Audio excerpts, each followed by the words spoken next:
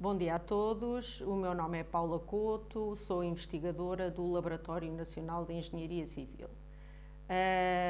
Eu vou dar esta primeira parte do workshop que versa sobre a metodologia BIM, a sua origem, os conceitos e as vantagens que esta metodologia traz. Esta parte vai ser dividida em cinco itens.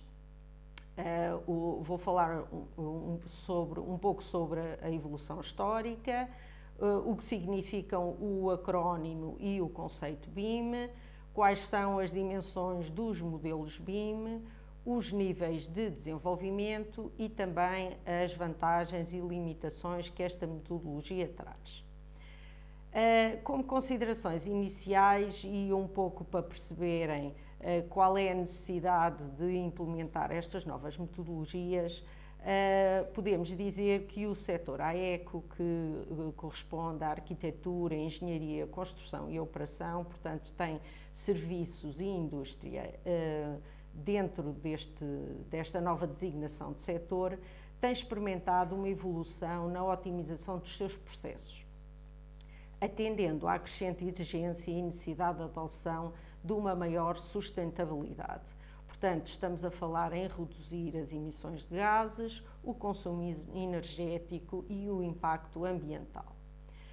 Paralelamente a estas necessidades, verifica-se um aumento da complexidade dos projetos, devido às novas exigências funcionais e legislativas, que conduzem então a uma necessidade de atualização das práticas com vista ao aumento da competitividade das empresas, melhoria do seu desempenho e também ao aumento da satisfação dos clientes.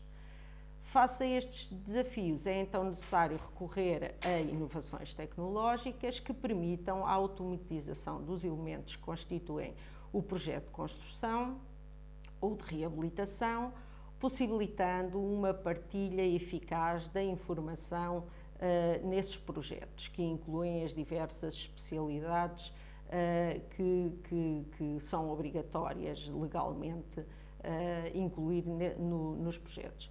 E também que essa partilha seja feita entre todos os intervenientes da obra, portanto, nomeadamente dono de obra, fiscalização, projetistas, entre eles arquitetos e engenheiros, mas também empreiteiros, subempreiteiros e até empresas de manutenção e operação dos objetos construídos ou dos empreendimentos construídos. Como resultado desta evolução, tem então surgido um novo conceito, aliado aos ativos construídos, em que deve ser avaliado o seu ciclo de vida, portanto, não apenas ser feita a avaliação em determinadas fases, mas em todo o seu ciclo de vida, em todas as fases do processo, passando pela concepção, as diversas fases do projeto, a contratação, a construção, a utilização e mesmo a desconstrução. Então, esta metodologia tem tido uma evolução histórica que iniciou no período da Guerra Fria e, portanto, está associada à disputa existente entre a antiga URSS e os Estados Unidos da América nas inovações tecnológicas. Portanto, inicialmente estava muito ligada à arquitetura, e depois é conotada com os softwares de representação tradicional de desenhos a duas dimensões que evoluíram quando surge o conceito para as três dimensões. Nos anos 70 surge então o aparecimento de dois métodos diferentes, o CSG, Constructive Solid Geometry, e o BREP, Boundary Representation. Portanto, o primeiro representava sólidos que utilizava formas primitivas, podendo representar os cheios e os vazios e a sua combinação, e o segundo fazia as representações tridimensionais através de um modelo com fronteiras. Mais tarde, então, surge Charles M. Eastman, que se considera ser, digamos, o pai ou a origem do conceito BIM como ele é entendido hoje em dia. Ele era professor do Instituto de Tecnologia da Geórgia e, juntamente com a sua equipa, em 74, então surge o conceito do Building Description System. É reconhecido como o primeiro software de modelação de edifícios que utiliza uma base de dados e, portanto, de informação, apoiado em bibliotecas de elementos de construção e, posteriormente, dar forma a um modelo. Eastman pretendia demonstrar que um edifício que fosse descrito por um computador poderia aprimorar os pontos fortes da representação gráfica em papel e, portanto, auxiliar a elaboração de projetos, eliminando fragilidades. Mais tarde, então, vão surgindo diversos conceitos, nomeadamente Building Product Models, nos Estados Unidos da América, o Product Information Model na Finlândia e outros conceitos como o Building Information Model. Na década de 90 é desenvolvido um software chamado ProEngineer, baseado numa modelação capaz de prever constrangimentos paramétricos. Portanto, passamos de ter elementos soltos para eles estarem ligados parametricamente uns com os outros. Mais tarde, então, em 92, Niederwehr e Tolman publicam um artigo com múltiplas visões de modelação da construção.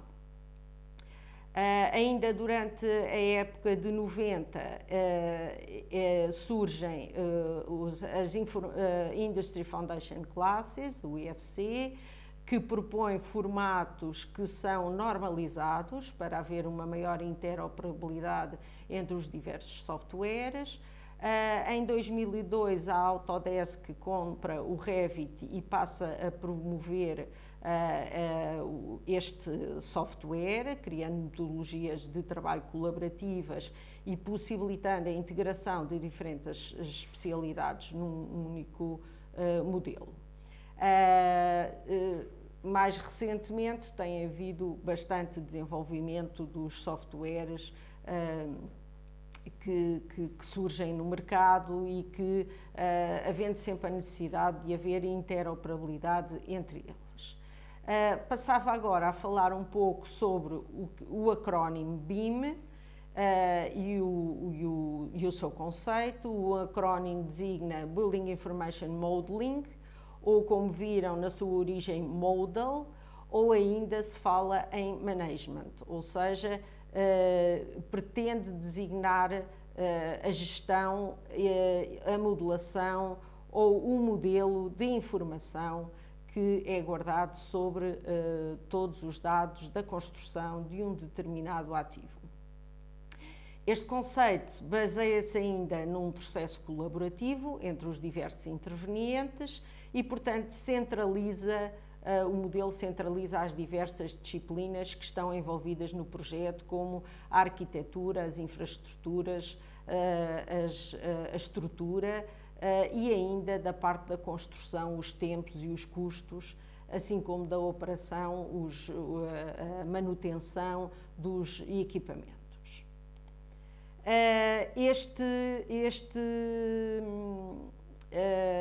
Portanto, este acrónimo BIM pretende, como eu já disse, que o modelo seja colaborativo e, portanto, temos aqui uma ligação centralizada de todos os intervenientes ao modelo e não passagem entre os intervenientes com conhecimento parcial de alguns e não terem todos, digamos, o conhecimento integrado. Relativamente, então, à evolução do conceito, é possível criar, então, com esta metodologia, representações digitais de todas as fases do processo de construção, simular o seu desempenho no mundo real, racionalizando então os fluxos de trabalho, aumentando a produtividade e melhorando a qualidade da construção. Concretiza-se num modelo virtual que contém todas as características físicas e funcionais do objeto construído. Compreende o conceito associado à gestão das atividades e de informação aplicada a uma modelação virtual, capaz de aproximar a obra real a um ambiente virtual, o que facilita a identificação de incompatibilidades, sobreposições, erros e omissões de projeto. A metodologia converge um conjunto de políticas ou regras, processos com fluxos de trabalho e as tecnologias baseadas nos softwares, do qual resulta a gestão do projeto, do ativo e dos diferentes dados gerados em formato digital ao longo do seu ciclo de vida. Possibilita então a aplicação, manipulação e manutenção da informação relativa a todo o ciclo de vida do ativo, bem como a todos os materiais que o constituem, permitindo obter modelos ricos e consistentes. Assim, de acordo com o exposto, o BIM é um processo integrado baseado em informações coordenadas e é também uma forma inovadora de criar, usar e partilhar dados das diferentes disciplinas de um projeto. Não é, como é óbvio e como já foi referido diversas vezes, um software ou um produto específico. Portanto, é algo mais abrangente. Relativamente a este conceito, existem algumas designações que lhe estão associados. E, portanto, em relação aos modelos BIM, podemos-lhe associar dimensões de desenvolvimento do modelo. Para, então, uma melhor compreensão das capacidades desta metodologia, é importante definir as diferentes dimensões sobre as quais o empreendimento se pode desenvolver. As extensões ND correspondentes às diversas dimensões do projeto, em que N representa o número de parâmetros atingidos por determinada dimensão e D a abreviatura de Dimensions. Cada dimensão pode então ser parte integrante de um projeto sem que sejam consideradas as outras dimensões. E pode ser tratada independentemente, sem integração num único modelo da informação total. Assim, se falarmos na dimensão 2D, a segunda dimensão, refere-se à informação representada no plano, que inclui plantas, alçados, cortes ou pormenores, abrange essencialmente a forma tradicional de dimensionamento e projeto dos empreendimentos e insere-se no paradigma através da capacidade de geração destas representações plantas a partir do modelo de informação. Portanto, a partir do modelo em 3 dimensões podem-se gerar as tradicionais peças desenhadas em 2 dimensões. A dimensão 3D é aquela que permite atribuir ao modelo a informação relativamente à relação direta visual, em ambiente virtual, com a representação dos objetos em volume. Neste ambiente encontram-se as diferentes entidades intervenientes no empreendimento e o modelo, de uma forma colaborativa,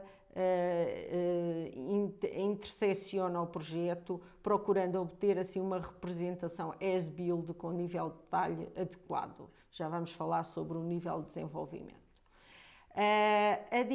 O nível 4D introduz a variável tempo, permite, portanto, a análise das atividades e o desenrolar temporal dessas mesmas atividades.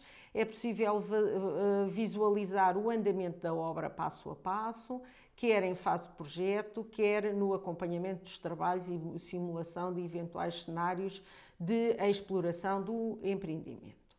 Com esta análise temporal, o projetista ou gestor da obra poderá então comparar a situação real com a situação em que a obra poderia estar em determinado instante, ajudando a tomar decisões, a otimizar custos, prazos ou disponibilidade de recursos.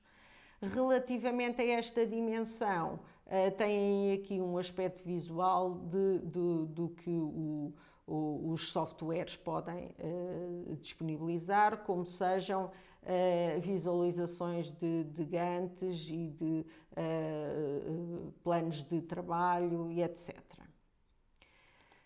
Em relação à dimensão 5D, introduz a variável custo no modelo. É possível então elaborar a partir do modelo os orçamentos, que podem ser estimativas orçamentais ou orçamentos mais precisos em fase de obra.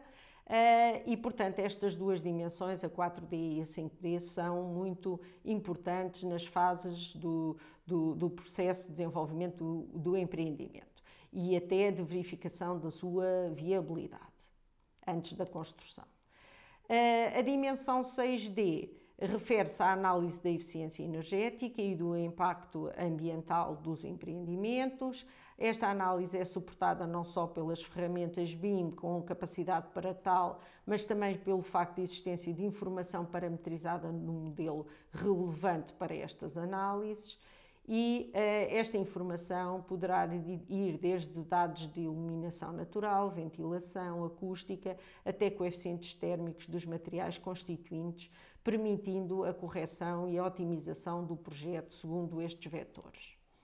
Relativamente à dimensão 7D, que é a sétima, é atualmente a última dimensão definida, podendo evoluir para mais, e caracteriza-se pela informação que permite otimizar a gestão do empreendimento. É composta por informação referente a fabricantes, fornecedores, informações técnicas de produto, garantias, etc. E, portanto, está relacionado com a disciplina do Facility Management.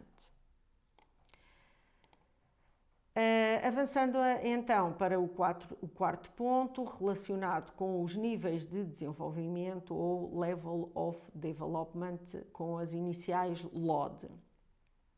É aplicado ao modelo de BIM e está associado ao nível de pormenor e de complexidade da informação que este modelo retém. Está refletido na informação dos objetos que o constituem e corresponde às necessidades e deve corresponder às necessidades dos intervenientes e às fases do projeto. Portanto, conforme a evolução do desenvolvimento do projeto, necessitaremos mais pormenor do modelo e, portanto, vai evoluir o nível LOD. E também, dependendo dos intervenientes, estamos a falar do projetista ou do empreiteiro ou do dono de obra, assim haverá necessidades de maior ou menor pormenor da informação no modelo. Este LOD tem duas vertentes. Por um lado, o nível de informação que o objeto possui, ou seja, as suas características físicas e mecânicas, fornecedores, custos, etc., mas por outro também o nível de detalhe gráfico que o modelo detém. E, portanto, as dimensões, os elementos gráficos, os pormenores de cor, etc. Relativamente ao Level of Development, foram definidos estes níveis pela American Institution of Architects. Relativamente ao detalhe gráfico, foram definidos no Reino Unido num documento chamado BIM Protocol Implementing UK BIM Standards. Então, podemos visualizar estes níveis de desenvolvimento, que são divididos no nível 100, 200, 300, 400 e 500, já tendo sido estabelecido um nível 350. O nível 100 é o desenho conceitual, é equivalente à fase do projeto conceitual. O modelo tem apenas volumes gerais, sendo possível retirar estimativas iniciais de custo e desempenho energético. Tem informação sobre a definição de volumes e orientação solar.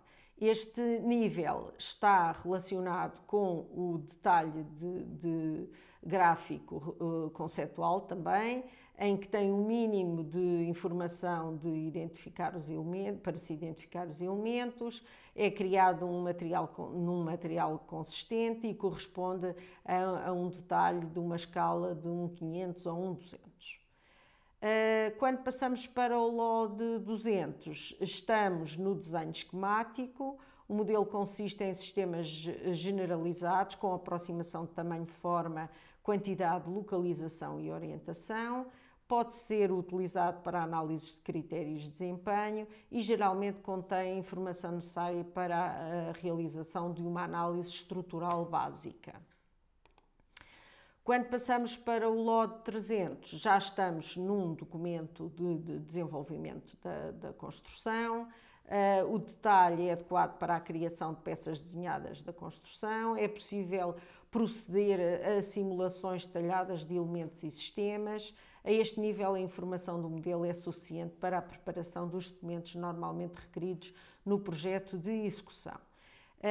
Este nível está relacionado com o nível de detalhe de definição, o G2, e o elemento contém já toda a informação relevante e encontra-se suficientemente modelado para ser identificado o tipo e os materiais utilizados. Corresponde a uma representação semelhante à escala 1:100 ou 1:50. Quando passamos para o LOD 400, estamos no modelo de construção e que é utilizado pelo empreiteiro. É adequado para o fabrico e montagem de elementos, já contém informação precisa sobre dimensões, formas, localizações, quantidades, orientações e processo construtivo. O LOD 500, que então é o LOD com maior pormenor e detalhe da informação, corresponde já a um nível final, o as-built, representa o projeto como foi construído, todos os elementos e sistemas estão corretamente modelados de acordo com a construção e com a totalidade dos detalhes.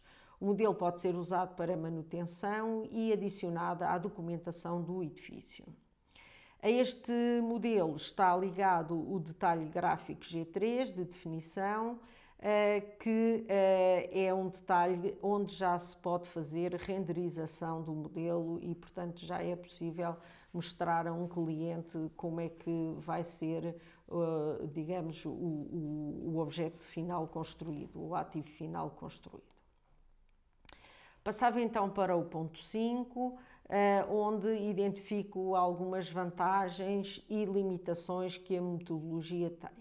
Portanto, relativamente às vantagens, ela permite a unificação de toda a informação de um projeto apenas num modelo virtual de 3 dimensões, constituído por objetos característicos com definição das suas propriedades físicas.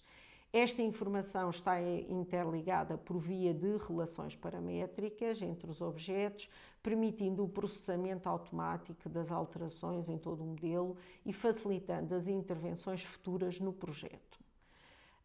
Facilita então a detecção de conflitos em tempo real, sendo esta identificação feita previamente através da visualização do modelo e permite a sua resolução atempada, evitando problemas e custos mais significativos durante a construção. A análise do modelo melhora a compreensão visual do projeto e, portanto, também acelera o processo da construção e agiliza a cooperação de toda a equipa no desenvolvimento dos diferentes aspectos da construção. Engloba a informação necessária aos desenhos, à expressão gráfica, à análise construtiva, à quantificação de trabalhos e tempos de execução, desde a fase inicial do projeto até à conclusão da obra. Assim, permite obter estimativas orçamentais mais precisas e um melhor planeamento dos trabalhos. A gestão otimizada da manutenção do edifício também é melhor executada com esta metodologia, bem como inspeções preventivas, uma vez que o modelo contém informações completas sobre os materiais, equipamentos e fabricantes. Existem ainda um elencado de outras vantagens pontuais que conduzem todas a grandes supressões de custo, como seja, por exemplo, a redução do risco, desperdício e retrabalho, a capacidade de fazer contratação e licenciamento de obras públicas por via eletrónica, etc. Relativamente às limitações, pois existe, digamos, algum investimento inicial que é necessário fazer, não só em software como em hardware. Existem custos adicionais de aprendizagem da metodologia. Normalmente, quando se reduz o âmbito de implementação, depois a relevância do BIM não é tão significativa e o retorno do investimento também não, e às vezes não é possível logo implementar a um nível global. A curva de aprendizagem também é algo lenta, portanto é necessário uma certa habituação e uma continuação para que seja, digamos, a aprendizagem venha a ser concretizada. Além disso, é necessário padronizar a construção dos modelos para que eles possam ser o mais eficientes possíveis. E também é necessário ter algum cuidado na interoperabilidade entre softwares e, portanto, a exportação e importação de informação nos modelos. Depois existem aqui uma série de limitações relacionadas com questões políticas, sociais, culturais, financeiras, económicas, operacionais, comerciais, educacionais e técnicas que, como podem ver, estão elencadas aqui nos documentos que serão disponibilizados. Como considerações finais para esta primeira parte, gostaria então de dizer que realmente entre os finais dos anos 80 e início dos anos 90 do século passado começou a falar-se do BIM como ele é conhecido agora. É uma metodologia com capacidade para alterar o setor AECO através da utilização de um sistema computacional coeso que permite a gestão e o controle das relações entre intervenientes, processos e tecnologias envolvidas em projetos. Ao longo da última década, vários foram os estudos, dissertações, teses de doutoramento e artigos científicos que se têm vindo a desenvolver sobre a temática BIM, tanto ao nível nacional como internacional, sendo já uma realidade no setor AECO em muitos países. Verifica-se a existência de um longo caminho que vai desde a barreira cultural daqueles que são mais avessos a mudanças e inovações, passando pela falta de conhecimento específico na área e termina na falta de uma política de incentivos à implementação dos modelos BIM. Num futuro não muito distante, parece ser o caminho para onde converge a evolução do setor AECO, aquele em que todos os projetos a serem desenvolvidos sejam modelados em BIM. Finalizo então agora esta primeira parte do workshop.